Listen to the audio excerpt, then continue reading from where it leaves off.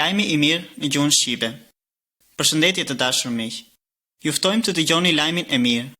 Shikoni figurën në libër edhe dëgjoni me kujdes. Keni mendjen, kur të dëgjoni këtë tingull, shikoni figurën që vjen pas. Figura 1. Fillimi. Në fillim të kohëve ekzistonte vetëm Perëndia, edhe gjithçka tjetër ishte errësirë. Perëndia është i mirë, edhe është Zot mbi gjithçka. Siç e shikoni në pikturën e parë, Perëndia krijoi botën edhe urdhëroi dritën të ndriçojë. Ai e bëri diellin të jetë Zot i ditës, edhe hënën të jetë zonjë e natës.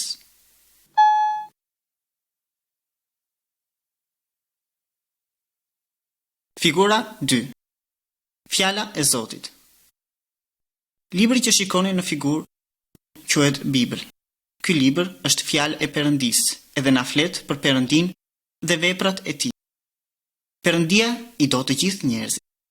Ne jemi të ndarë me Perëndin, po Bibla na tregon rrugën e vetme me të cilën ne mund të pajtohemi me të. Të gjitha historitë më poshtme janë të vërteta edhe gjenden në Bibël.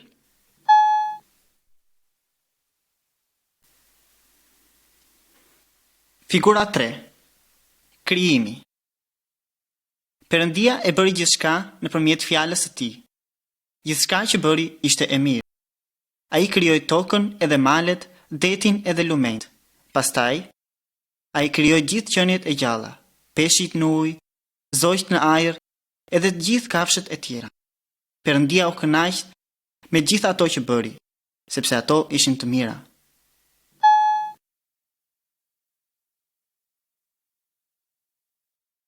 Figura 4. Adami edhe Eva. Pastaj Perëndia bëri burrin e parë edhe gruan e parë, dhe i quajti Adam edhe Eva. Perëndia i bëri ata Zot mbi gjithçka që kishte krijuar. Ata ishin miq me Perëndin. Dhe në kopshin ku jetonin, ata bisedonin me të. Perëndia u dha leje të hanë nga të gjithë frutet, përveç frutave të një peme. Në figurë shikoni se si ata nuk ju bindën Perëndisë, edhe hëngrën nga frutat që u ishin ndaluar. Ata bën mëkat dhe e prishën marrëdhënien e tyre me Perëndin. Në figurën tjetër shikoni se si Perëndia ndëshkoi Adamin edhe Evën, duke nxjerrë ata jashtë nga kopshti. Që prej asaj kohe, të gjithë njerëzit duhet të punojnë shumë, që të mund të sigurojnë ushqimin e tyre. Ata kalojnë edhe shumë dhimbje, sëmundje edhe provojnë vdekjen.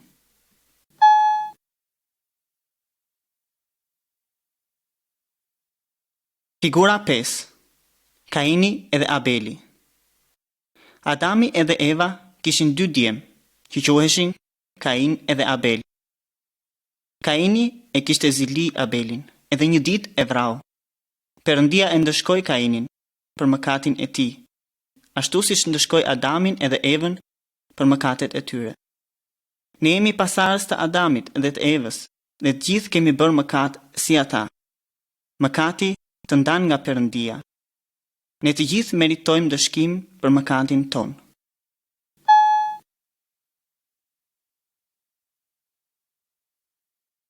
Figura 6. Arka e Noes.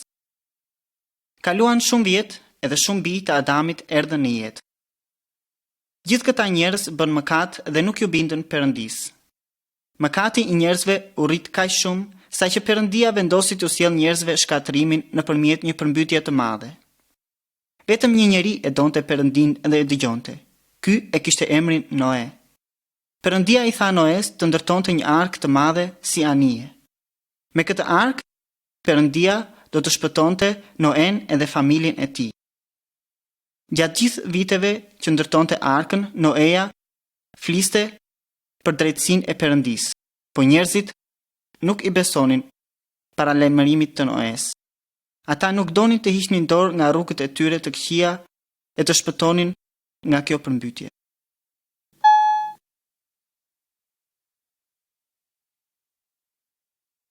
Figura 7. Përmbytja. Kur i tha Perëndia, Noea vuri në ark kafshën edhe shpendët të çdo lloji. Gjithashtu në ark u fut edhe Noea vet, e shoqja edhe 3 djemt me gratë e tyre. Pas kësaj, Perëndia e mbylli derën. Ai dërgoi shira të fuqishme edhe ujëra nga nën toka dhe i përmbyti tokën. Ishte tashmë tepër vonë, edhe askush nuk mund të shpëtonte. Noea dhe familja e tij ishin brenda në ark të sigurt, po gjithçka që ishte jashtë arkës u mbytën. Noea shpëtoi sepse i besoi Perëndisë edhe ai dëgjoi fjalën e tij.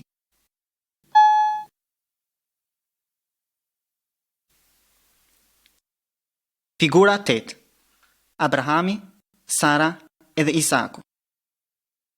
Kaluan shumë breza. Nga pasardhësit e Noes u krijuan shumë fise. Abrahami ishte një burr që e donte Perëndin, edhe i bindej. Perëndia i premtoi Abrahamit se prej pasardhësve të tij do të lindte një popull i madh. Abrahami edhe shoqja e tij Sara nuk kishin fëmijë, po ata i besuan premtimit të Perëndisë. Në figurë shikoni se si atyre u lindi një djalë kur ishin shumë të moshuar, edhe ja, emri i tij ishte Isak. Abrahami edhe Isaku ishin pasardhësit e Jezu Krishtit, i cili erdhi që të shpëtojë botën.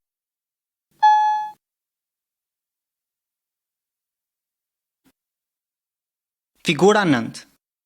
Mojsiu edhe ligji i Perëndisë. Pasardhësit e Abrahamit u bën një popull i madh dhe e quajtën Izrael. Mojsiu ishte pasardhës i Abrahamit, i cili edhe ai e besonte edhe i bindej urdhrave të Perëndisë. Një ditë Perëndia e thiri Mojsiun në një mal, edhe i dha ligjet e veta që t'ia mësonte popullit të tij. Në figurë shikoni Mojsiun që po spret nga mali, me ligjet e Perëndisë të shkruara mbi gur. Perëndia do që të gjithë të binden ligjeve të tij.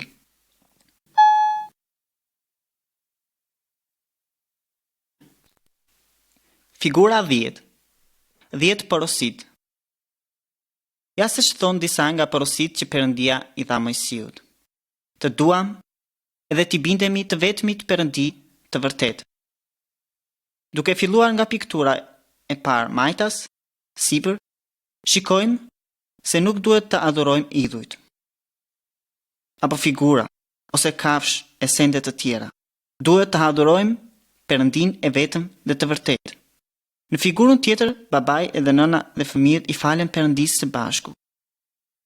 Të gjithë njerëzit duhet të caktojnë një ditë në javë për të adhuruar Perëndin. Fëmijët duhet të respektojnë prindërit e tyre dhe të binden atyre. Figura poshtë majtas. Ligjet e Perëndisë na thonë se nuk duhet të vrasim, nuk duhet të marrim gruan e tjetrit. Në figurën e fundit, nuk duhet të vjedhim, as të kemi zili, as të marrim të mirat e tjetër kujt. Perëndia na porosit që të ruajmë dhe të zbatojmë ligjet e tij.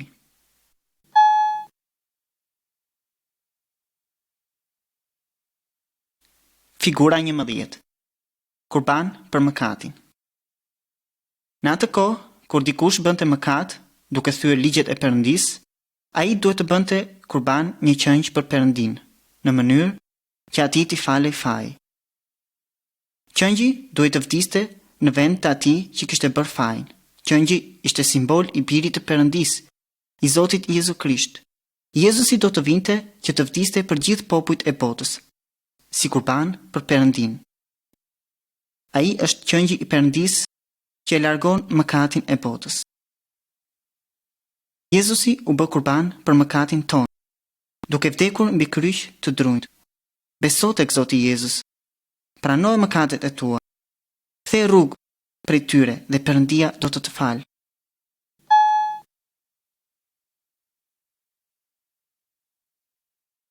Figura 12. Shpëtimtari i premtuar. Tani të dëgjojmë se si lindi Jezu Krishti. Shumë kohë më parë, Perëndia premtoi të dërgonte një shpëtimtar. Në figurën majtas shikoni një ëngjëll, i cili erdhi nga qielli tek një grua e re e quajtur Maria. Maria ishte një virgjeresh e fejuar me Josifin. Ëngjëlli i tha: "Fryma e Perëndisë do të vijë mbi ty dhe do të mbetesh shtatzën." Fëmijën do ta quash Jezus. Ai do të jetë bir i Perëndisë. Siç e shikoni në figurën djathtas, ëngjëlli ju shfaq edhe Josef në ëndër. Ëngjëlli i tha: "Josif, mos ke frikë të marrësh për grua Marien. Ajo ka mbetur shtatzën në saj të fuqisë së frymës së shenjtë të Perëndisë. Emri i fëmijës do të jetë Jezus, që do të thotë shpëtimtar. Ai do të shpëtojë popullin nga mëkatet e tyre." Josefi ju bind Perëndisë dhe nuk fjeti me Marin derisa lindi fëmia.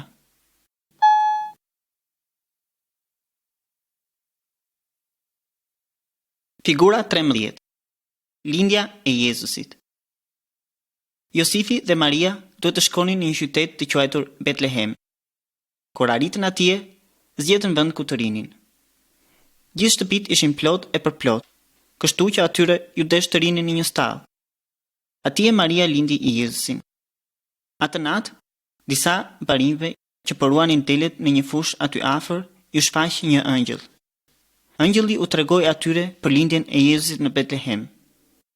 Pastaj shumë ëngjëj u shfaqën në qiell, që i këndonin Perëndisë dhe lavdëronin emrin e tij. Barinjt u nisën të venë e të shikojnë shpëtimtarin.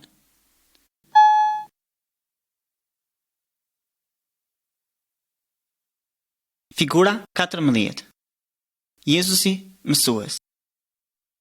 Në figurën majtas shikojmë Jezusin kur ishte 12 vjeç. Ai po flet për Perëndin me mësuesit dhe drejtuesit e Izraelit, duke i dëgjuar e duke i bërë atyre pyetje. Ata u çuditën me njohurit e tij për Perëndin.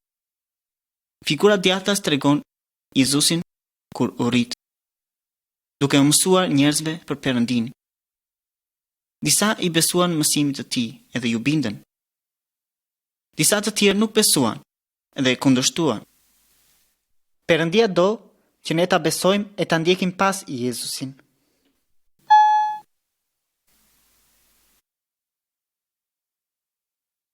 Figura 15. Mrekullitë e Jezusit. Këto figura tregojnë fuqinë e madhe të Jezusit për të bërë mrekullira. Në të majtë, Jezusi prek një burr që ka lindur, i verbër, edhe ai shikon përsëri. Figura e mesit tregon se si ai ngre përsëri në jetë një fëmijë të vdekur, ndërsa e ëma edhe jati i fëmijës e vështrojnë. Së fundi shikojmë Jezusin që po ecën mbi ujë. Ai po shkon tek nxënësit e tij që janë në varg. Zoti Jezus bëri shumë mrekulli të tilla, që të tregonte se është bir i Perëndisë. Jezusi mund të na ndihmojë edhe ne me fuqinë e frymës së tij.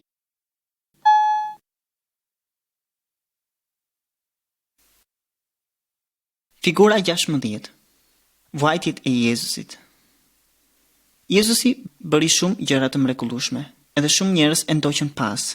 Jezusi ishte i dashur, shëronte të sëmurët edhe mësonte atyre rrugën e Perëndisë. Megjithatë shumë njerëz e urrenin Jezusin, kur ai u thoshte se ishin mëkatar. Udhëheqësit e popullit e kishin zili Jezusin. Ata nuk e besonin se Jezusi ishte biri i Perëndisë. Ata e arrestuan, thanë gënjeshtra për të edhe e rrahën. I vunë mbi kokë një kuror me gjëmba, e pështynin edhe e tallnin. Po Jezusi nuk i kundërshtonte ata. Ai e dinte se kështu duhet të ndodhte me të. Ai lejoi këta njerëz të këqij që ta rrihnin e ta vrisnin. Jezusi erdhi që të vdesë si kurban për Perëndin, dhe që të merrte ndëshkimin për mëkatet që kishte bërë populli i tij në mënyrë që njerëzit të mund të shpëtonin.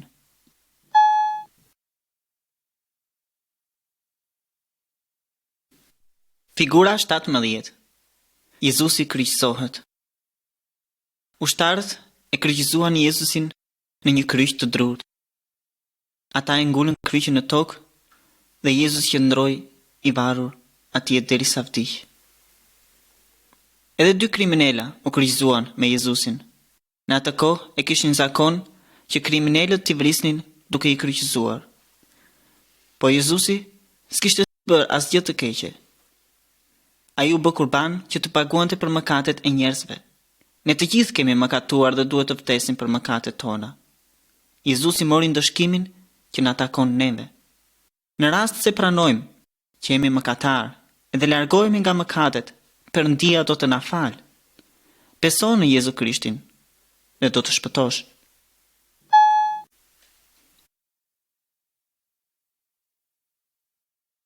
Figura 18. Ringjallja. Armiqtë e Krishtit menduan se e shkatëruan, po si ishte kështu? Pasi Jezusi vdiq në kryq, miqtë e tij ja vendosën trupin në një varr të hapur në shkëm. Ata e mbyllën derën e varrit me një gur të madh. Kaluan 2 ditë dhe ditën e tretë Jezusi u ngrit nga të vdekurit. Disa gra, kur erdhën të shikojnë varrin, e gjetën gurin të lëvizur nga vendi, edhe Jezusi nuk ishte atje. Atje gjetën edhe 2 engjëj, të cilët u thanë se Jezusi ishte i gjallë. Nuk është këtu, u ngjall, thanë ata.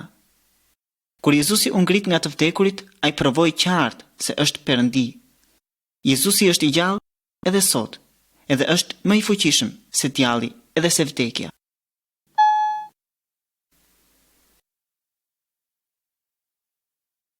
Figura 19. Thomai beson.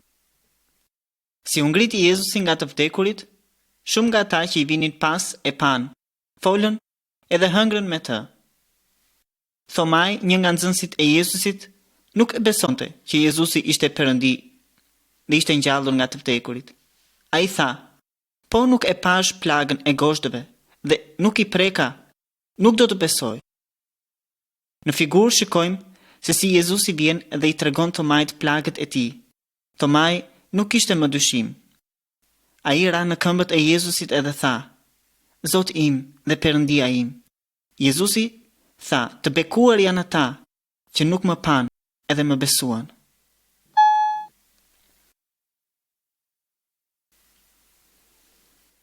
Figura 20. Marja në qiell.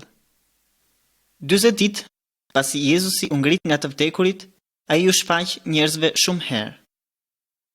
Shumë veta e pan se ai ishte i gjallë. Tani erdhi koha që Jezusi të kthehej tek Ati i tij në qiell. Ai e kishte përfunduar punën për të cilën kishte ardhur. Jezusi u tha nxënësve të tij që t'ua thoshin kudo njerëzve këtë lajm të mirë. Nxënësit shikonin se si Jezusi largohej nga toka dhe ngjitej në qiell. 2 engjëj me të bardha u shfaqën dhe u thanë nxënësve se një ditë Jezusi do të vijë nga qielli, në po atë mënyrë si u largua. Derisa të vijë kjo kohë, Jezusi qëndron në qiell. Ai po përgatit një vend në qiell për të gjithë ata që e besojnë edhe i vejnë pas atij. Po ti, do të besosh dhe ti në Jezu Krishtin? E do të ndjekësh ti pas atë? Je gati të takohesh me të tani?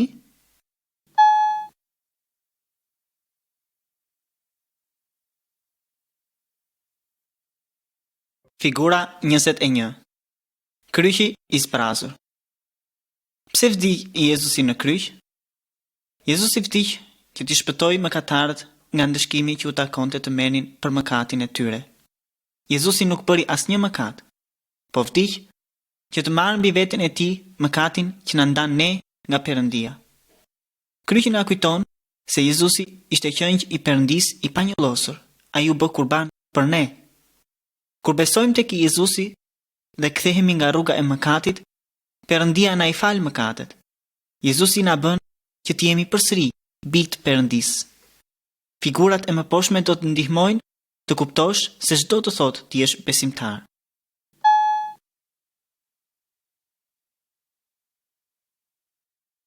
Figura 22. 2 rrugët. Jezusi mësoi se ka 2 rrugë. Secili nga ne ndodhet në rrugën e gjerë të mëkatit, që të çon në shkatrim. Të gjithë ne kemi një natyrë mëkatare, që e kemi trashëguar prej Adamit. Jezusi tha se duhet të marrim rrugën e ngushtë, që të çon tek Perëndia në qiell. Në rast se një njeri në këtë jetë e beson Jezusin dhe e ndjek atë, ai merr jetën e përjetshme. Ai kalon nga rruga e gjerë në rrugën e ngushtë, që të çon në qiell. Ata që janë në rrugën e ngushtë nuk gjykohen për mëkatet e tyre. Në rast se vendos të ndjekësh Jezusin, mund të drejtohesh Perëndisë me lutje si më poshtë. O Perëndi, e pranoj se jam mëkatar. E besoj se Jezusi vdiq në kryq për mua, që të paguaj për mëkatet e mia. Më fal, edhe pastro ma zemrën, edhe pranon në familjen tënde. Dua të jetoj si që jetoj Jezusi. Dhe pas tekis dua të jetoj me ty në qiell. Të faleminderit o Perëndi.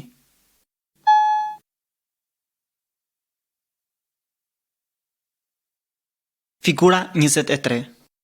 Bijtë e Perëndisë. Në këtë figurë shikoni Jezusin që u ka hapur krahët njerëzve, që vinë prej gjitha racave, kombeve e gjuhëve. Ata e kanë besuar dhe tani janë bijtë të Perëndisë. Ata janë në rrugën e ngushtë që të çon në qiell. Bijtë e Perëndisë janë si një familje, të gjithë të bashkuar në Jezu Krishtin.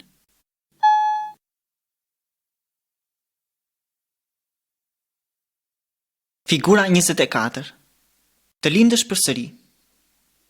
Një natë, një mësues i fesë me emrin Nikodem erdhi tek Jezusi që të mësonte më shumë për Perëndinë. Jezusi i tha se të gjithë ata që duan të jenë në familjen e Perëndisë kanë nevojë për një jetë të re. Kjo është njësoj sikur të lindësh përsëri. Ne s'kemi fuqi ta ndryshojmë dot veten tonë. Por kur besojmë tek Jezusi dhe i vemi pas atij, fryma e shenjtë na jep ne një jetë të re. Ne bëhemi njerëz të rinj, njerëz të Perëndisë.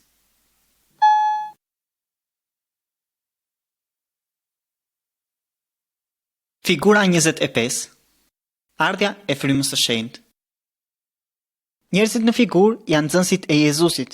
Përpara se Jezusi të vinte në qiell, ai u premtoi atyre se do të dërgonte dhuratën, frymën e shenjtë.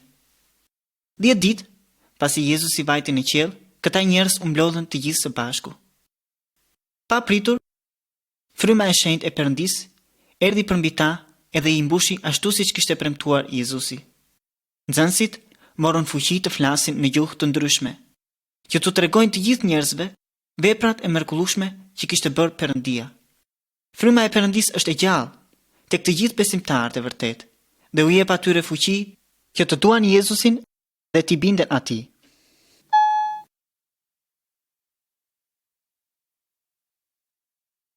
Figura 26. Duke ecur në dritë. Përpara se një njeri të besojë tek Jezusi, ai është si një që ecën në errësirë. Atij i merren këmbët edhe shpesh bie në mëkat, sepse nuk ka dritë që ta drejtojë. Kur i besojmë Zotit Jezus, bëhemi si ai njeriu që ecën në një rrugë të drejtë, në një ditë me diell. Jezusi tha: "Unë jam drita e botës. Ai që më ndjek mua nuk do të ecë kurrë në errësirë." Perëndia jep frymën e shenjtë që t'i ndihmoj besimtarët dhe t'u mësoj atyre rrugën e tij.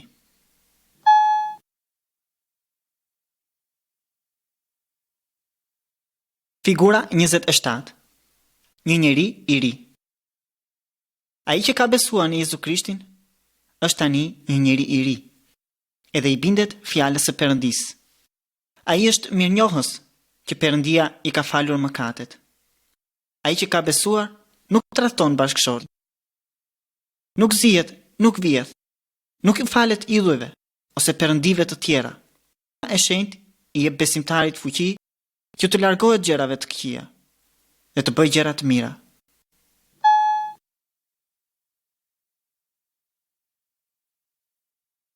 Figura 28. Familja e krishterë. Shikoni këtë familje që ecën në rrugën e Perëndisë. Burri e do gruan, dhe gruaja e nderon burrin. Kështu porosit fjala e Perëndisë. Ata i japin kurajo njëri tjetrit dhe i edukojnë fëmijët që ta duan Perëndinë edhe t'i binden fjalës së tij. Në familjen e krishterë, të gjithë luten së bashku edhe punojnë për Perëndinë.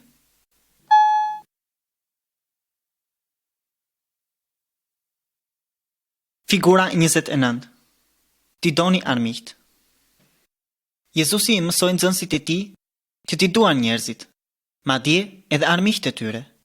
Duhet t'i ndihmojmë të gjithë ata që kanë nevojë, edhe ata që janë përfisësh të tjera. Jezusi tregoi historinë e një njeriu që po udhtonte për një qytet të huaj. Hajdutët e sulmuan edhe e rrahën. Por një njeri i huaj e gjeti udhtarin që kishin rrahur rënd. Ai u përkujdes për të se ky ishte në nevojë. Edhe ai nuk i kërkoi shpërblim, por Jezusi tha se edhe ne duhet të bëjmë si ai njeri.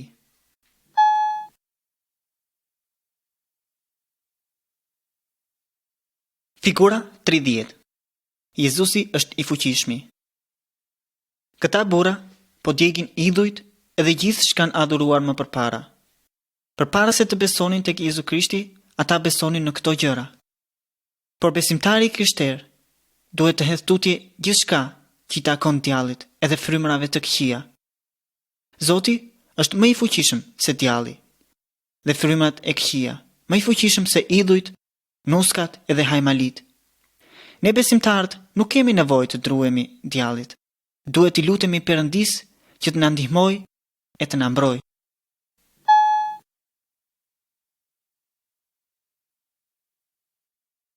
Figura 31.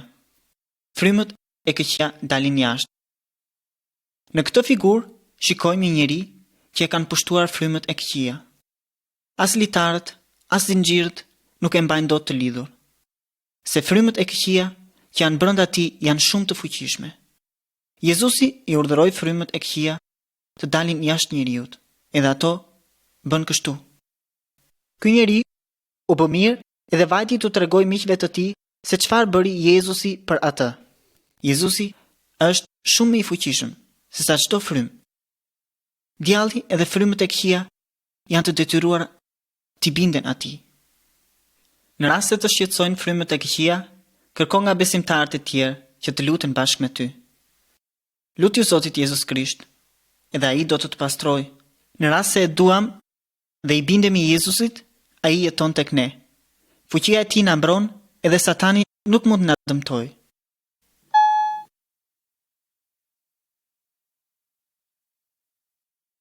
Figura 32. Tundimi. Në figurë shikojmë një besimtar i cili po tundohet që të largohet nga rruga e Jezusit. Djalli do që të harrojmë Perëndin edhe të mendojmë për gjërat e tilla si para, veshje, dëfrime, të pandershme edhe të pira. Djalli na thot se këto gjëra do të na bëjnë të lumtur. Po ai është gënjeshtar edhe përpiqet të na mashtrojë e të na shkatrojë. Besimtari mund t'i rezistojë këtij tundimi kur ai i mban sytë e tij tek Jezusi.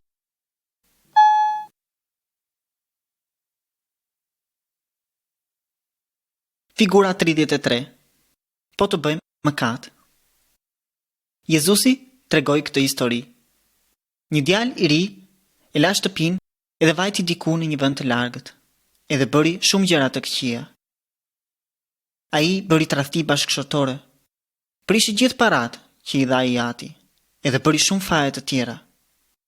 Si i mbaroi gjitha paratë, ra uri e madhe në atë vend, edhe ai mbeti i uritur edhe i varfër. U pendua për mëkatin e tij edhe u kthye tek ati i tij që t'i kërkoi ndjes. I ati e donte shumë, edhe pranoi përsëri të birin e tij në shtëpi. Kjo histori na tregon se po të bëjmë mëkat, duhet të pendohemi edhe të largohemi nga fajet tona. Perëndia na do kaq shumë sa mund të na i fal fajet dhe të na pranoj përsëri. Kështu si ati e fali birin e tij edhe e pranoi atë.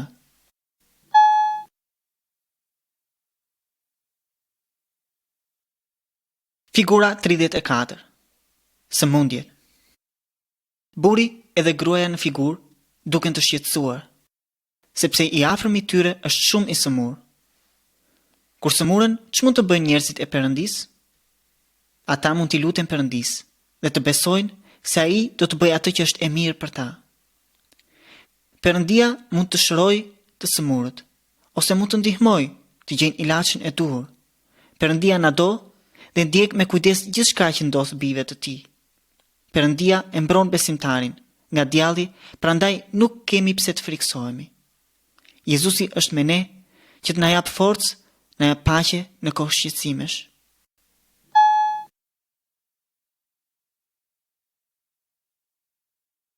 Figura 35. Vdekja. Të gjithë e dimë se do të vdesim një ditë. Po ç'do të ndodh me ne atëherë? Bibla thot se kur një besimtar vdes, fryma e tij shkon e qëndron me Jezu Krishtin. Shokët e tij nuk duhet të munden nga dëshpërimi. Nuk duhet të kemi frikë vdekjen, sepse e dim që Perëndia na do dhe na ka shpëtuar nga mëkati. Ata që nuk besojnë, nuk e kanë këtë shpresë të mrekullueshme të jetës me Perëndin pas vdekjes. Ata shkojnë në vendin e dënimit. Po ti, ku do të shkosh pas vdekjes?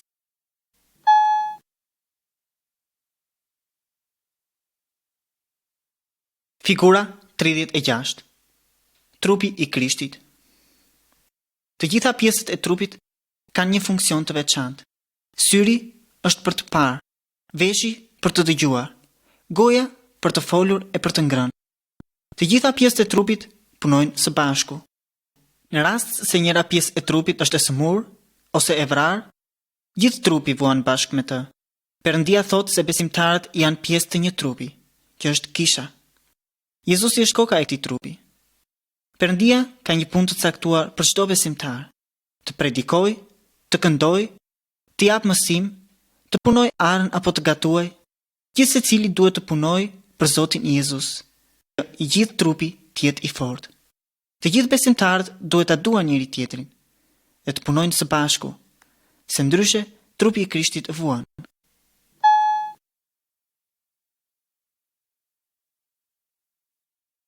Figura 37. Të mblidhemi për të adhuruar Perëndin.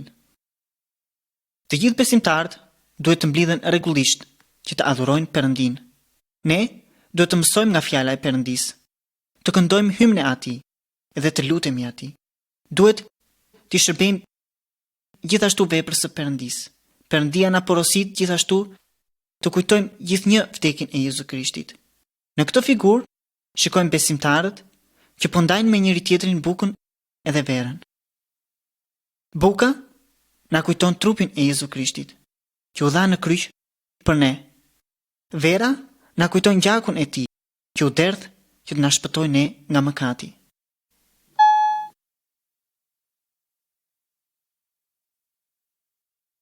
Figura 38.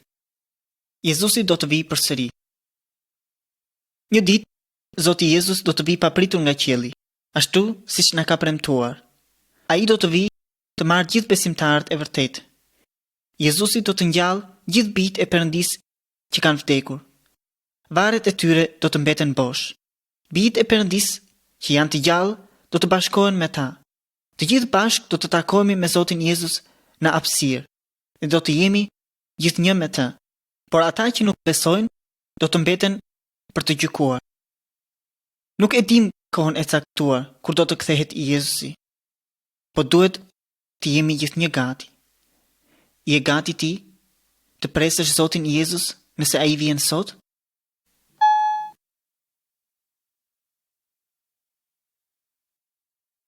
Figura 39. Të sjellim frute.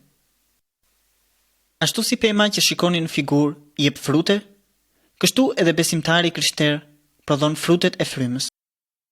Jezusi tha: Unë jam hardhia, ju jeni degët. Po të rini tek unë dhe unë tek ju, do të bëni shumë frute. Fryma e shenjtë e Perëndisë jeton e punon brenda nesh, që të prodhojë dashuri, gëzim, paqe, mirësi, dashamirësi, besnikëri, përulje e kontroll të vetvetes tek secili. Në rast se degët e hardhisë nuk japin frute, i presin, ato kalben edhe i hedhin në zjarr. Pasuesit e Jezusit duhet t'i japin shumë frute. Kjo i jep lavdi Perëndisë, Atit ton qiellor.